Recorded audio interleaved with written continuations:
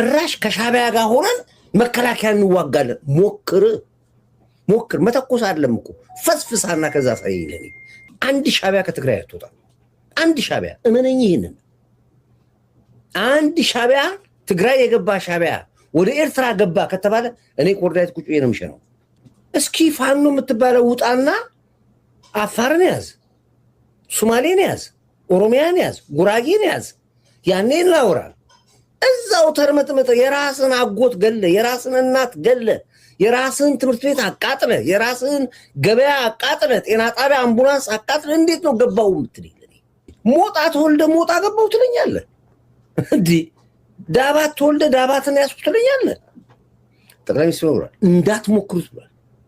መከላከያው የትም ይገሰግሳል። ካይሮም ሊሆን ይችላል የሚሄደው፣ ኤርትራም ይሆናል የሚገባው። ከኋላ አንድ ጥይት ለመተኮስ እንዳትሞክር ብለዋል።